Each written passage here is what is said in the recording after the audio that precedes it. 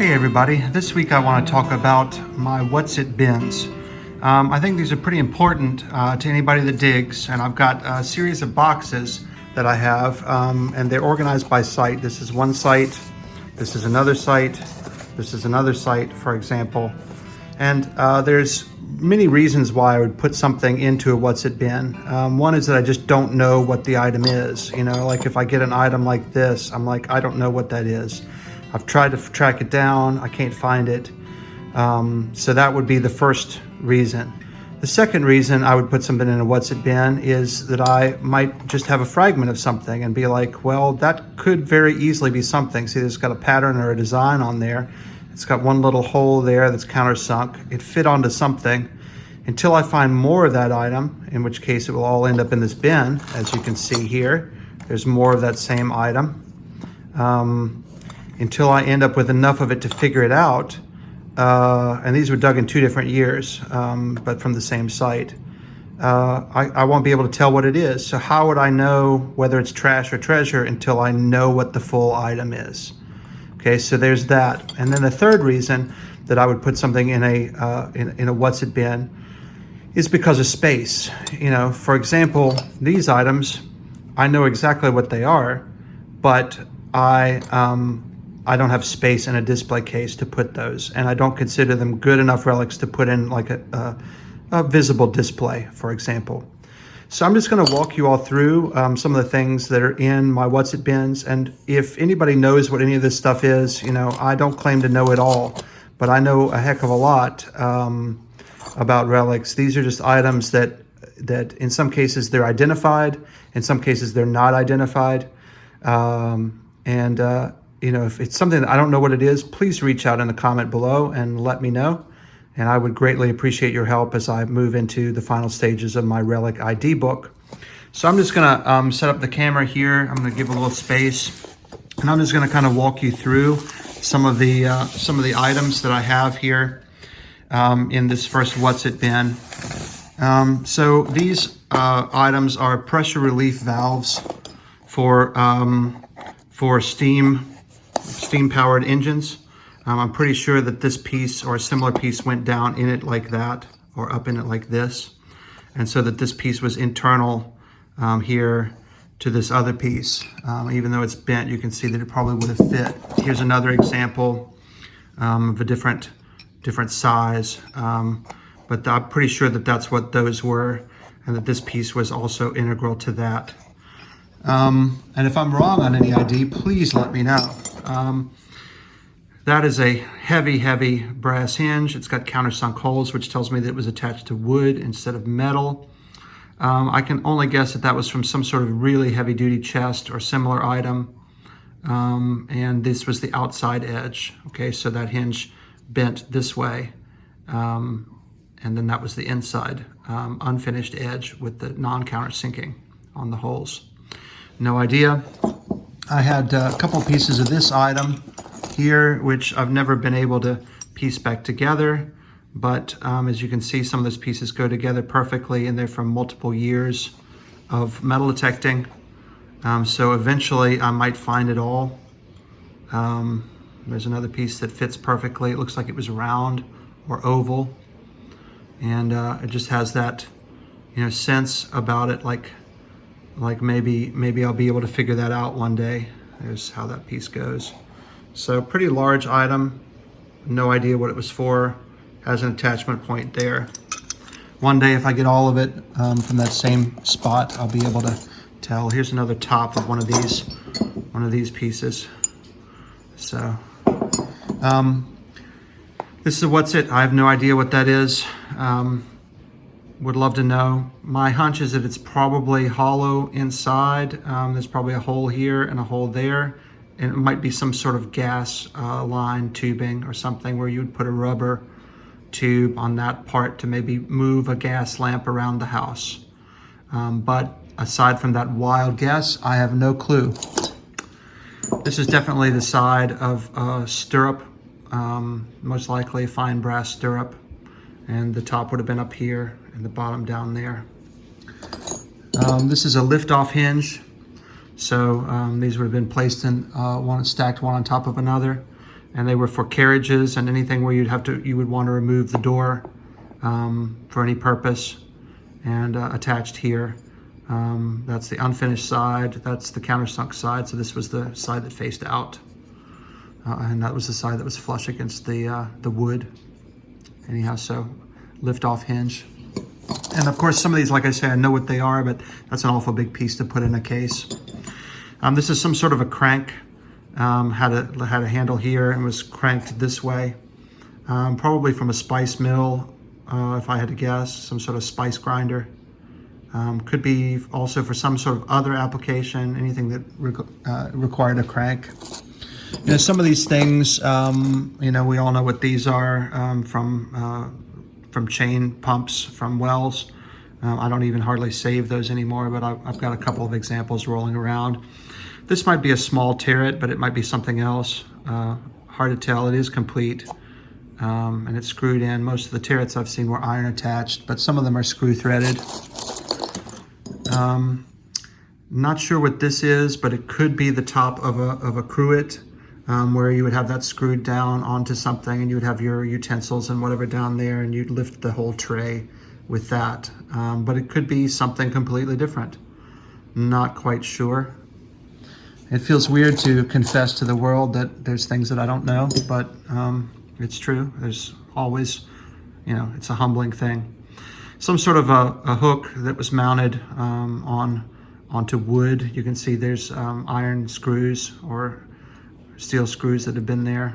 And I might clean up some of these pieces later and use them as architectural pieces to hang a dish towel on or something. Be a nice use. Here's more of that weird item. I might have almost all of it now. I haven't checked in a long time. Try to assemble that later. These items I have ID'd. You'll have to wait for my book to know what those are. But I found a bunch of them in one spot, so I know what those are now. And here's another one. A bunch of those. No idea. Tea infuser. Strainer. No clue. Not sure whether it's complete or whether it had another half. Not sure whether it went on to something, whether it's industrial. Hard to tell. So that's kind of interesting. Here's another one of these pressure relief valves. You can see that they're pretty common items. Some folks think that they're the tips of lightning rods, but they're not. They went along with steam-powered stuff. And they get a lot of brass decorative items, you know, things that, here's another one of those brass decorative items that are broken, you know. Until I find enough pieces of these things, it's kind of hard to tell, you know, what these decorative items were or what even went together in what capacity. So there's that. Things like this are, that's probably a poker handle from a fire poker, from a fireplace set. I notice that it's solid cast, so it's not colonial era, it's 1800s. Colonial era ones had a seam and they were assembled in two pieces, cast in the same kind of mold and assembled in two pieces around the iron body. The reason why you'd want a brass handle is, of course, it'd be cooler to the touch even if the iron rod got heated from being in the fire. This actually belongs in a display case. I just saw that. That is the side of that's a vertical strap box from a spur. So the bootstrap went down through that and the rest of the spur body was over there with the rowel. So actually I'm gonna set that aside and put that in a display case. It's a broken thumb loop from a chamber stick. Some of these things, here's another chain pump from a well. Some of these things I'm just conjecturing at. This piece could be a lot of different things. It had an iron attachment or it attached to iron. I'm wondering if that's actually the butt cap of a pistol. It's not beveled at all. If anybody knows the answer to that, let me know. I did find one other butt cap from a pistol in this field, but it was way old. It was like flintlock era, and I'm not sure that this one is. But if you know the answer to that, please reply below. Obviously a top notch from a parasol. You can tell the top notches from the runners because the top notches had an iron attachment. You can see where that hole was. An iron attachment so that they stayed fixed. And all of the parasol stretchers went into that piece. So they were attached at the top. Pretty cool. This piece may be a butt plate from a musket, but these extra holes have me thinking it's not. It's also very thin and it's very large. So I'm not quite certain what that is. If I could find the other half, I might know more. So that's in the unknowns. What else do we have here? Anything interesting? Excuse me. Here is a piece that I posted on my Relic ID page not too long ago. Did not get any answer. But I have been finding several of these over the years, and this one is a mystery. But I found so many pieces of them. Notice that that's slightly cut out there and beveled, made to either fit flush with something or to pivot against something. I'm not sure if it's some sort of a window latch. These are both countersunk, and those are flush. So that this side, this unfinished side here, a light crudely finished side. You can see that the file marks where it was finished, so it is an old piece. This went flush, and this was visible. You can also tell by how it's beveled here. I thought these were side plates for muskets, but I'm not certain now. They're definitely not that because you can see how wide that is. This one has a part number 571 that you can see down here at my thumbnail. And so I'm not quite sure. Sometimes industrial parts, that's probably not a bench number, that's like an industrial part number. So I'm not sure what that was, would love to know. This is probably the top of a hanging weight that went on a set of vertical scales or a scale balance or industrial scales. Not quite certain about that, but that seems likely. And then there are just some weird oddballs here. Things like this that I'm not certain about. Is there anything else in here worth talking about? Probably not. So I'm going to move on to the next case here. Okay, now this is an interesting box.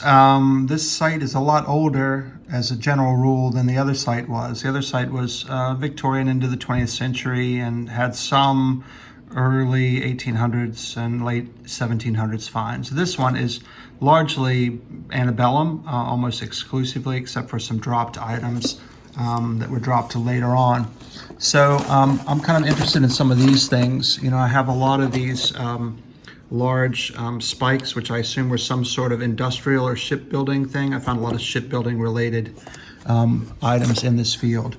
So I'm not quite sure what purpose those were, but until I say that it's complete junk, until I know that it's complete junk, it stays in a what's it bin. And the purpose there is, of course, to ID everything completely and to have a record of what went on at every spot.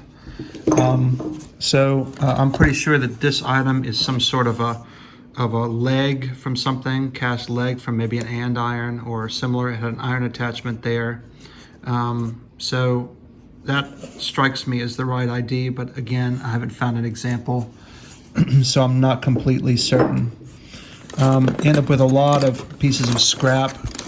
Some of these things are like beveled pieces like this, which I know are part of the same item because the beveling matches, but until I get the complete item, of course, you know, I don't really know what it is. There's another example with some beveling, but it's different beveling. And so, you know, it's hard to know.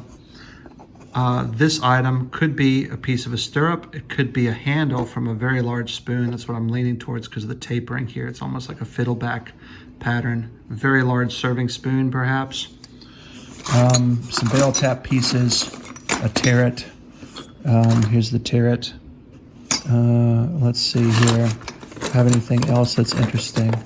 You know, lots of small pieces of things. You know, that, what is that? You know, that has that design around it. It's broken here. It may be broken there, or that may be the tip of it. Perfect, perfect little question mark there. So I may never find other pieces of these. This is a piece from the ball of a parasol end. It would have gone on something like this. So you can see how that looks. That's the end of a parasol. A very early parasol. It might have gone on this end. Now I think that's the broken end. But you can see how that would have fit. At any rate, some of these things that I've pulled out of this this junk bin, I have been able to ID, so I can show you some of those right now. This, of course, is the bottom of a very fine brass stirrup with a dog bone design. That's probably early 1800s. Here's one of those two-piece cast pieces, cast brass. It's probably from a bed or a similar item, very fine brass item that would have been cast in two pieces, colonial era, and put together, assembled afterwards. They did that to save materials during colonial days, because of course we didn't have any access to mines here. We didn't have any copper mines until, I guess, Michigan in probably like the 1820s or so. So that's kind of interesting. Here are two of these ball ends from very fine parasols. When you find these, you know that they're an excellent sight indicator. Got an ejector knob from chamber stick. All kinds of stuff. I've got an old brass ring. You can tell that it's curved on the outside and it's flat and flush on the inside, so that was definitely a ring that was plated at one time. It's not marked at all. Pretty cool. Victorian picture rail hook. So you'd hang that on the picture rail and you hang your picture down from the picture rail. Another piece of a fine stirrup. Oh, look, same design, same site, same design. So that's a broken piece from the same item. Pretty cool. Very cool. That's the first time I've noticed that matches like that. So I'll put these in a display case now that I know what they are. Here's a complete chamber stick thumb loop with the thumb rest on the top. So that one attached to the bottom, but some of them attached to the side for the drip pan. There's another lift-off hinge, very old one. Notice that there's no countersinking of the holes at all. Carriage knobs. Let's see, what else do we have here? Here's a ramrod thimble, brass ramrod thimble. Would have been for a boxwood ramrod, wooden ramrod, probably for something hunting related, but I'm sure some of these were pressed into service at some point. So you can tell because of the little flare. Some of them are threaded, so they were on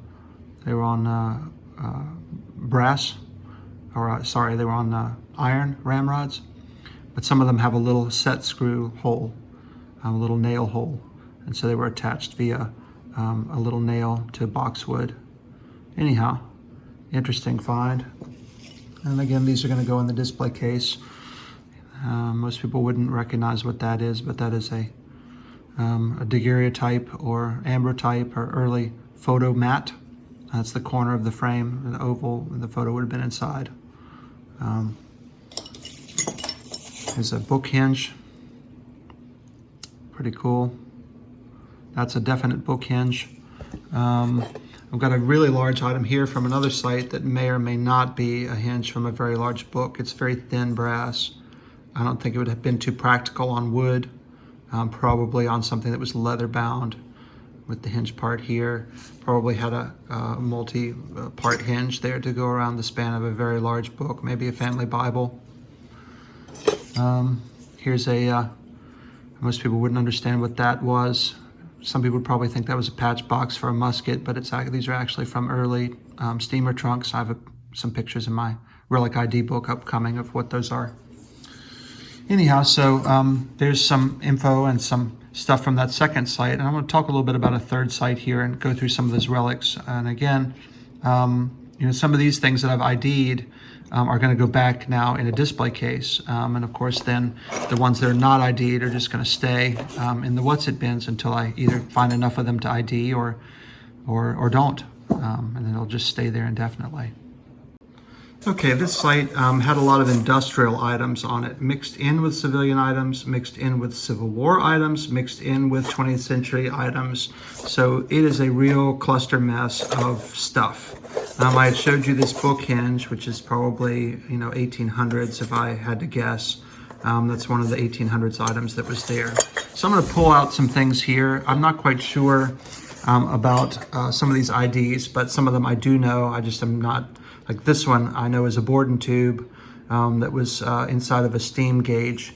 So basically the steam would come in through here and it would flex this curved tube. It was kind of C-shaped, and it would flex that tube out. And that there was a little tip here that would move a little dial. It was on a little metal piece, a link that went to the actual needle on the front of the gauge. So as this tube flexed like that, the amount of steam pressure it had, it would pull that little arrow on the dial to show you the amount of steam pressure that you were running under. So that's kind of a cool period find, steam pump related, just a neat item.